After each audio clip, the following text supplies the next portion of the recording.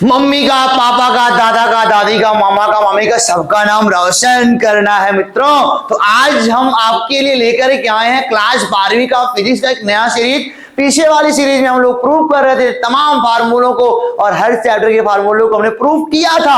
और आज हम एक नई सीरीज लेके आए हैं क्योंकि बच्चों की डिमांड थी कि प्रीवियस ईयर की अनसॉल्व पेपर कराया जाए और अच्छे से कराया जाए और समझाकर हर टॉपिक को बताकर कराया जाए। तो आज से हमारी सीरीज वही चलने जा रही है, क्या प्रीवियस ईयर का अनसॉल्व पेपर, और सीरीज वो भी चलेगा मित्रों, फार्मूला डेरिवेशन वाला भी। अभी 2-4 पार्ट तो बचा हुआ है, अगर नहीं पढ़ के आए हो तो पढ़ो क्योंकि नाम करना है। और जानते हो जिनको नाम करना होता है, जिनको बोर्ड टॉप करना है ना, उनको जागना पड़ेगा। अगर नींद आ रही है तो आंखें खोलनी पड़ेंगी, प्रॉपर नींद ले लो यार 7-8 घंटे की, उसके बाद लेकिन पढ़ो बढ़िया से, क्योंकि 12वीं फिर से आने वाला नहीं है, इसलिए पढ़ो। अगर नहीं पढ़ोगे तो कितना बचा, 1 महीने और बचे हुए, बोर्ड एग्जाम सर पे आएगा और डराएगा तुमको। क्यों डराएगा? क्योंकि पढ़ाई नहीं करोगे डर लगेगा सर, अगर नहीं करोगे डरना जरूरी है, और अगर किए हो तो लड़ना जरूरी है सर। तो यहां देखो लिखा है, जिद है कि जीतना है और जीत के आना है sir. Physics based on unsolved set 1 for exam 2024, the future depends on what you do today. मतलब जो फ्यूचर है वो डिपेंड करता है कि आपने आज क्या कर रहे हो। तो आज मेहनत करेंगे और कल लेके आएंगे मित्रों एक अच्छा सा रिजल्ट, और सभी टॉप क्वालिटी वाला रिजल्ट लेके आएंगे। आपके सामने आ गया है पहला वाला पेज, और यहाँ पे है खंड क के हैं, खंड अ के कह सकते हो। आपको मिलेंगे ऑब्जेक्टिव वाले क्वेश्चन। पेपर ऐसे ही बनता है, समय दिया है 3 घंटे 15 मिनट का मित्रों। और जानते हो 70 नंबर का होता है, 30 नंबर में 15 नंबर आपके स्कूल वाले देते हैं और 15 नंबर जो आपके यहाँ आते हैं एग्जामिनर वगैरह वो देते हैं आपको 15 नंबर। हो गया ना पूरा का पूरा 100। तो हम 70 तो लेके आएंगे, बाकी 15 आपके स्कूल वाले, 15 आपके एग्जामिनर साहेब देंगे ना। तो लेके आना है वहां से भी। सवाल नंबर पहला आपके सामने स्क्रीन पर दिख रहा है, तो आपको सवाल नंबर पहला दिख रहा है, चांदी का परावैद्युतांक के का मान कितना होता है। तो चांदी पहली बात क्या है बोलो, मेटल है। चांदी क्या है बोलो, धातु है। और धातु का जो परावैद्युतांक होता है मित्रों वह होता है इनफाइनाइट। क्या बोलेंगे बोलो, इनफाइनाइट। और हाँ, इसके मतलब कि परावैद्युतांक का मान इनफाइनाइट होने के नाते अगर धातुओं में 2 आवेश रखे गए होंगे तो उन पर लगने वाले बल का मान 0 होता है मित्रों। बिकॉज F बराबर क्या होता है, 1/4 पाई एप्सिलॉन नॉट के Q1 Q2 by R square. जब K का मान बन जाएगा इनफाइनाइट ना, तो 1/इनफाइनाइट का मान 0 होता है ना। अब यहाँ देखो अगला है, पतले प्रिज्म के पदार्थ का अपवर्तनांक क्या होगा यदि उसके अपवर्तक कोण तथा विचलन कोण का मान समान हो। अरे भाई, अपवर्तक कोण का मान और विचलन कोण का मान चलो मान लिया A है। देखो अपवर्तनांक का फार्मूला क्या है, N बराबर sine A plus delta M by 2 अपन क्या बोलो, साइन A बाई 2। कोई बात नहीं सर, मैं तुमको बताऊं ना, यहाँ पे आएगा साइन, यहाँ पे देखो भाई दोनों समान है तो A प्लस A मान लो, बाई 2 अपन क्या बोलो, साइन A बाई 2 हो जाएगा। और अगर आगे आओगे ना तो यहां देखो भाई क्या आने जा रहा है, ये आ जाएगा साइन 2A बाई 2 और 2 से 2 कट जाएगा यार, तो क्या बचेगा, ये साइन A बचेगा। साइन A का फार्मूला क्या होता है, 2 साइन A बाई 2 इंटू क्या, कॉस A बाई 2 अपन क्या, साइन A बाई 2। ये कट जाएगा तो 2 कॉस A बाई 2 आएगा, 2 कॉस A बाई 2 आएगा। क्योंकि प्रिज्म बहुत पतला है तो A का मान लगभग 0 मान लेंगे, और 0 मान लेंगे तो क्या आएगा, 2 कॉस 0 आएगा। तो cos 0 का मान 1 आता है, तो लगभग ये आपका आंसर 2 आएगा। तो दूसरा वाला ऑप्शन सही है मित्रों। तो आप जब भी पतला प्रिज्म बोलेगा तो आप A को 0 पकड़ लेंगे, आराम से आपका आंसर आ जाएगा। चलते हैं, बहुत देर नहीं करेंगे, अगले वाले पेपर के मतलब पेज के ऊपर चलते हैं। सवाल नंबर आपको दिख रहा है घ घ घ घ के पहले ग आता है मित्रों, तो ग लगता है छूटा हुआ है, कोई बात नहीं, घ पे आइए। क्यों ग क्यों छूटा है, क्योंकि एग्जाम से बाहर है उसे छूटा हो। अंताल पेपर से मतलब बनाया गया पीपीटी ना, तो वहां पे जो क्वेश्चन मतलब कि आउट ऑफ सिलेबस है उनको नहीं दिया जा रहा आपको यहाँ पर।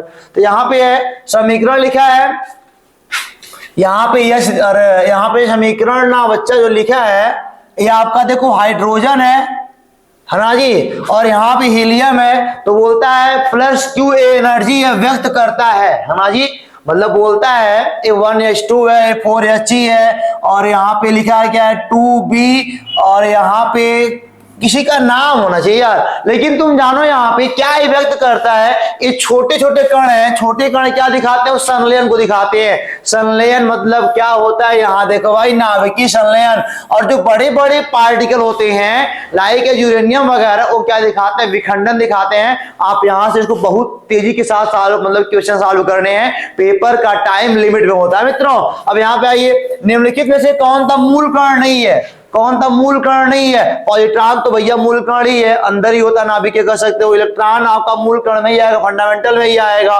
अल्फा कण लेकिन मूल कण में नहीं आएगा, है ना जी। अल्फा कण क्योंकि हीलियम का नाभिक होता है, 2 प्रोटॉन और 2 न्यूट्रॉन वाला, ठीक है ना। अल्फा कण मूल कण, न्यूट्रिनो जो आपका दिख रहा है न्यूट्रिनो ना, ये भी आपका मूल कण है मित्रों। अब आगे आइए, प्रतिरोध आर, प्रेरकत्व यल तथा संधारित्र सी श्रेणी क्रम में जोड़े गए हैं। प्रत्यावर्ती धारा स्रोत की आवृत्ति तथा अनुनादी आवृत्ति है, मतलब बोलता है प्रत्यावर्ती धारा स्रोत की जो आवृत्ति है वो n है, और जो अनुनादी है क्या बोलो, nr कहा गया है, ठीक है ना जी। तो यहाँ पे कह रहा है इस किसी स्थिति में धारा, मतलब किसी स्थिति में धारा विभव से पश्चगामी होगी। धारा को अगर विभव से पश्चगामी होना है मित्रों, तो यहाँ पे जो स्रोत की आवृत्ति है उसको अनुनादी वाले से क्या होना पड़ेगा, आपको ज्यादा करना पड़ेगा, ठीक है ना। जो स्रोत की आवृत्ति है अगर अनुनादी वाले से ज्यादा है, तो जो यहाँ पे जो क्या कर रहा है, जो धारा होगी विभव से पीछे होगी उस टाइम पे मित्रों। आप इसको देख लिए। अब चलते हैं अगले वाले क्वेश्चन के ऊपर, देखते हैं अगला वाला क्वेश्चन कहता क्या है। अगला वाला क्वेश्चन देखो, खंड ब आ गया, खंड के हमने कर लिया है। खंड ब में क्या कहा जा रहा है, यहाँ देखिए आप आराम से, कह रहा है विद्युत चुंबकीय तरंगों के कोई 2 विशेषताएं लिखिए। तो दूसरे का पहला आंसर क्या बन जाएगा, विद्युत चुंबकीय तरंगे क्या होती है, त्वरित आवेशों से बनती हैं, मतलब जब आवेश एक्सीलरेट करेगी तब ये बनता है, और ये हमेशा सीधे चलती हैं। या फिर कहेंगे इसमें क्या होते हैं, चुंबकीय क्षेत्र और वैद्युत क्षेत्र एक दूसरे के लंबवत कंपन करते हैं, और मतलब उन दोनों के लंबवत आगे की ओर जाता है, ठीक है ना। तो आपने 2 गुण इसी लिख लो आराम से, यहाँ मैंने बोल दिया, नोट कर लो आराम से। अब यहाँ देखो, देहली तरंग दैर्घ्य से आप क्या समझते हैं मित्रों, सवाल कर रहा है देहली तरंग दैर्घ्य से आप क्या समझते हैं, तो क्या बोला जाएगा, किसी धातु के पृष्ठ से अगर मान लो इलेक्ट्रॉन को उत्सर्जित करना है तो अधिकतम तरंग दैर्घ्य वाला फोटॉन, अधिकतम तरंग दैर्घ्य वाला फोटॉन, मैंने क्या बोला कि किसी धातु से इलेक्ट्रॉन को मुक्त करने के लिए, किसी धातु के पृष्ठ से इलेक्ट्रॉन को मुक्त करने के लिए फोटॉन की अधिकतम तरंग दैर्घ्य को ये हम क्या बोलते हैं, क्या देहली तरंग दैर्घ्य बोलते हैं मित्रों। इसको आप जल्दी से नोट कर लो। अगर फ्रीक्वेंसी दिया होता, देहली आवृत्ति का होता, तो न्यूनतम आवृत्ति वाला फोटॉन कहा जाता वहां पे।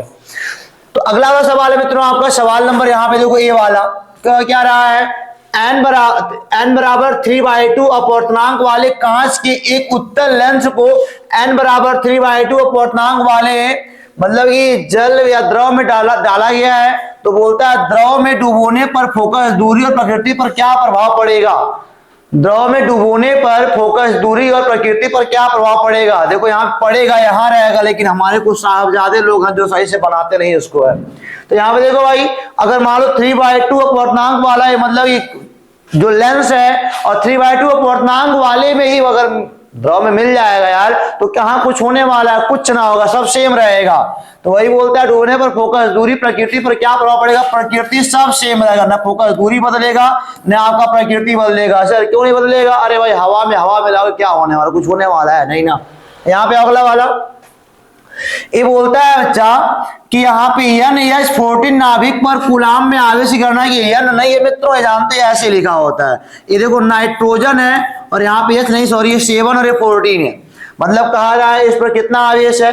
तो हमने क्या पढ़ा है, Q बराबर n ही पढ़ रखा है। अच्छा बताओ जरा, n 7 प्रोटॉन यहाँ पे है, 7 प्रोटॉन और 7 न्यूट्रॉन है, क्योंकि प्रोटॉनों न्यूट्रॉनों संख्या को द्रव्यमान संख्या बोलते हो, ठीक है ना। तो 7 गुणे E का मान 1.6 मल्टीप्लाई बाई 10⁻19 कूलाम होता है। ये आएगा आपका 16 × 112, ये आएगा आपका 19 माइनस का कूलाम बन जाएगा, नोट कर लो यार। तो याद रखना ये क्या है, 7n14 है। अगला है देखो जरा, एक हेनरी स्वप्रेरकत्व को परिभाषित करना है भैया, कोई बात नहीं है, मैं बताऊं, E बराबर होता है -L/dI/dt होता है, फार्मूला बस याद कर लीजिए, E बराबर -L/dI/dt होता है। अगर बोलता है कि अब ये देखो भाई, अगर किसी कुंडली में धारा परिवर्तन की जो दर है मित्रों, वह मान लो 1 एम्पियर पर सेकेंड की है, अगर किसी कुंडली में धारा परिवर्तन की दर 1 एम्पीयर पर सेकेंड होने से उसमें उत्पन्न विद्युत वाहक बल 1 वोल्ट का हो जाता है, तो जानते हो तो यल का मान क्या आता है, बोलो 1 हेनरी आता है। तो हम बोलेंगे तो जो आपका उसके स्वप्रेरकत्व का मान होगा वो 1 हेनरी का होगा। तो ये हो गया हमारा 1 हेनरी स्वप्रेरकत्व का परिभाषा बन गया। क्या बोला मैंने, अगर किसी कुंडली में धारा परिवर्तन की दर 1 एम्पीयर पर सेकेंड है और उसमें इसलिए ऐसा होने से उसमें अगर 1 वोल्ट का विद्युत वाहक बल प्रेरित होता है तो कुंडली का जो प्रेरकत्व होगा ना 1 हेनरी का होगा। ये आपका खंड में मित्रों खत्म हो गया यार, मैं क्या करूं, 5 सवाल है ना और बड़े आसानी से आपने देखिए इसको करना है क्या है, बस मेहनत से पढ़िए, बस सब पढ़ा दिया गया है। और नहीं आएगा तो उसके बाद तो हम कहां जा रहे हैं सर। अब आइए यहाँ पे अगले वाले सवाल पे, खंड हम आ गए सर पे मित्रों। खंड सर क्या बोलता है, अगर आपको दिख रहा होगा तो सवाल आपके सामने बना हुआ है, जल्दी से सॉल्व करना है आपके लिए। ध्यान तो कर रहा है, द्रव्यमान तथा आवेश का द्रव्यमान यम द्रव्यमान तथा क्यू आवेश का एक कण एक समान विद्युत क्षेत्र ई में विरामावस्था से दी दूरी तय करता है। तो कहता है सिद्ध कीजिए कि कण द्वारा अर्जित वेग v बराबर क्या लेके आना, जो लेके आना है, ये लिखा है स्क्वायर रूट में है 2qEd/m। तो कोई बात नहीं यार, गति के तृतीय समीकरण से क्या v बराबर u स्क्वायर प्लस 2as। तो देखो v स्क्वायर बराबर क्या, ये 0 रहेगा इनिशियल वाला और 2 गुणे a इलेक्ट्रॉन, अरे भाई ये बराबर क्या होता है बोलो, q ही होता है। mi बराबर क्या बन जाएगा, q ही बन जाएगा। तो a का मान क्या आएगा, qE/m आएगा और क्या आएगा, तो qE/m और दूरी है d आपका, तो v बराबर क्या कर्णिम क्या आएगा 2qEd/m आपका हो गया आंसर। देखो आपके सामने पड़ा हुआ है, ठीक है ना। तो तीसरे का मतलब खंड स का तीसरे का ख भी हमने लगा लिया है। आप जल्दी से ले लो स्क्रीनशॉट, नहीं तो दिक्कत होने वाली है मित्रों। इसको करके चलते हैं अगले वाले क्वेश्चन के ऊपर मित्रों, देखते हैं अगला वाला क्वेश्चन बोलता है क्या है। तीसरे का ग है, तीसरे का जो ग वाला मित्रों क्वेश्चन है ना, कहता है दूरदर्शी की आवर्धन क्षमता 9 है। जब इसे समांतर किरणों के लिए समायोजित किया जाता है तो नेत्रिका एवं अभिदर्शक के बीच की दूरी 20 सेंटीमीटर है। और जानते हो दोनों लेंसों की फोकस, दो जब पहले मैं मिला लूं अंक वगैरह मित्रों, सही है ना। एक दूरदर्शी का आवर्धन क्षमता 9 है, सही है। जब इसे समांतर किरणों के लिए समायोजित करते हैं तो नेत्रिका एवं अभिदर्शक के बीच की दूरी 20 है, कोई बात नहीं। अच्छा बताओ जरा, दूरदर्शी का जो अभिदर्शक क्या बोलते हैं आवर्धन क्षमता क्या होता है, यम बराबर आपका मित्रों होता है माइनस का FO/FE होता है, कोई बात नहीं है। अच्छा इसका मान दिया है माइनस का 9 बराबर क्या माइनस का FO/FE, यानी FO बराबर क्या बन जाएगा 9FE बन जाएगा। और कह रहा है नेत्रिका व अभिदर्शक के बीच की दूरी, अरे भाई कोई बात है, यानी कि FO प्लस FI का मान भी दे रखा है, क्या दिया है 20 सेंटीमीटर। तो जानते हो क्या आ जाएगा, अब यहां से इसको FO का मान क्या 9FI रख दो, क्या करना है प्लस FI कर दो बराबर 20 आएगा। 10 FI का मान 20 आएगा, FI का मान 2 आ जाएगा। जब FI का मान 2 आ जाएगा FO का मान क्या आ जाएगा 18 आ जाएगा सेंटीमीटर में मित्रों। बस फार्मूले तैयार अगर करके रखे हो तो दिक्कत किस बात की है। एक आ गया 2 सेंटीमीटर और एक आपका आ गया 18, यानी नेत्रिका वाला 2 है और ऑब्जेक्टिव यानी कि अभिदर्शक वाला कितना आएगा बोलो 18 सेंटीमीटर आएगा। अब चलते हैं अगले वाले पे, ओमीय तथा अनोमीय प्रतिरोध से क्या तात्पर्य है। अनोमीय परिपथ के लिए वोल्टता तथा धारा के बीच ग्राफ खींचकर गत्यात्मक प्रतिरोध को परिभाषित कीजिए। कोई बात नहीं, एक ग वाला था एक घ वाला था। तो जानते हो हम बोलेंगे ऐसे परिपथ जो हम क्या बोलेंगे जो डेल्टा V प्रोपोर्शनल I को फॉलो करते हैं ओमीय है, इनका वाला मतलब ग्राफ ऐसे बनता है, ए V और ए I है, ये ग्राफ ऐसे बनता है। और ऐसे प्रतिरोध जो delta V proportional to I को फॉलो नहीं करते हैं वो अनोमीय परिपथ कहलाते हैं, इनका ऐसे बनता है, यानी कि गत्यात्मक प्रतिरोध वाले परिपथ है मित्रों। हम बोलेंगे ऐसे परिपथ जो delta V proportional to I को फॉलो नहीं करते हैं, है ना, उन परिपथ जो भी प्रतिरोध होता है उसे हम क्या बोलेंगे गत्यात्मक प्रतिरोध बोलेंगे। और इनका कर्व बनेगा और यहाँ सीधा लाइन जाता है, ठीक है ना। आप जल्दी से ले लो स्क्रीनशॉट क्योंकि बहुत मजेदार बात आपको बता दी गई है। अब चलते हैं मित्रों अगले वाले पर। अब अगला वाला कह रहा है, अब हम आ गए खंड द पर आ गए मित्रों। तो खंड द क्या है यार, आप सवाल देखो बढ़िया से पहले और जान दो खंड द में लिखा हुआ है पहला, चौथे का सवाल नंबर पहला है क्या, देखो भाई अब कह रहा है परमाणु क्रमांक एवं द्रव्यमान संख्या के आधार पर नाभिक का वर्गीकरण करना है। परमाणु क्रमांक और द्रव्यमान संख्या के आधार पर नाभिक का वर्गीकरण। अरे भाई कोई बात नहीं, जानते हो अगर मान लो कोई न्यूक्लियस है, अगर नाभिक की बात किया जाए, अगर मान लो नाभिक है ना, ये कोई न्यूक्लियस है, परमाणु क्रमांक क्या होता है? प्रोटॉनों की संख्या। अगर कोई बोलेगा परमाणु क्रमांक क्या है तो हम क्या बोलेंगे? प्रोटॉनों की संख्या। किसी नाभिक के अंदर जो प्रोटॉनों की संख्या होती है उसे परमाणु क्रमांक बोलते हैं। और द्रव्यमान संख्या क्या होती है? किसी नाभिक के अंदर प्रोटॉनों व न्यूट्रॉनों की संख्या को हम क्या बोलेंगे? उसका हम बोलेंगे द्रव्यमान संख्या बोलेंगे। देखो हम क्या बोले, यहां सुनो पहले, परमाणु क्रमांक क्या है? इन नंबर ऑफ प्रोटॉन है मित्रों। और क्या बोलते हैं? द्रव्यमान संख्या क्या होती है? नाभिक के अंदर number of proton, number of proton plus क्या? Plus number of neutron. ठीक है ना जी, आप इसको याद रखिएगा मित्रों। ये होता है आपका द्रव्यमान संख्या, मास नंबर, ये होता है। ठीक है ना, और परमाणु क्रमांक को बोलते हैं जेड बोलते हैं। अगले वाले पे आइए, चौथे का मतलब जो ख पार्ट वो आपके सिलेबस में नहीं था, इसीलिए ग वाला बनाया गया है। तो चौथे का जो ग है ना मित्रों, उसको देखो ध्यान से, क्या बोलता है? किसी परिपथ में धारा एवं वोल्टता का समीकरण निम्नलिखित है, यानी I बराबर दिया है 3.5 साइन क्या 628 और यहाँ पे T प्लस π/6। ठीक है ना बेटा, एंड क्या दिया है? V इक्वल टू दिया है 28 साइन क्या 628T माइनस π/6। ज्ञात करना है पहला धारा का वर्ग माध्य मूल मान, यानी IRMS निकालना मित्रों। IRMS जानते हो क्या होता है? I0/√2 होता है। तो I0 का मान यहां दिया हुआ है 3.5 अपान क्या √2 एम्पियर आएगा। दूसरा वाला कह रहा है आवर्तकाल क्या होगा भाई? आवर्तकाल T बराबर क्या होता है? 2π/ओमेगा होता है। तो 2π/ओमेगा का मान क्या? ओमेगा टी होता है। हमारा मेन इक्वेशन क्या होता है? I बराबर I0 sine omega T plus minus pi. तो ओमेगा वाला मान क्या 628 है मित्रों। ये काटोगे तो पाई बटे कितना 2 3 जा 1 जा 4 जा, ये आएगा सेकेंड आपका। और तीसरा वाला कह रहा है धारा तथा वोल्टता के बीच कलांतर क्या है? कलांतर माने कलाओं का अंतर यार। तो क्या होता है? फाई बराबर क्या इसकी कला माइनस इसकी वाली कला। तो अगर देखा जाए तो आएगा π/6 प्लस π/6 आएगा, 2π/6 आएगा, कट करेंगे तो π/3 कलांतर आ जाएगा आपका। ये सवाल भी आपका हो गया पूरा पूरा खत्म, यानी कि चौथे का हमने तीसरा भी कर लिया है, पार्ट था इसका। तो हमारा ये भी पूरा पूरा मित्रों खत्म हो रहे यार। इतना आसान पेपर होता है सर, आप तो आधे घंटे में पेपर खत्म कर दे रहे हो। नहीं यार, अभी आगे बड़े बड़े क्वेश्चन मिलेंगे। आप इनको मतलब कि बार बार जब प्रैक्टिस करोगे तो आपको आएगा।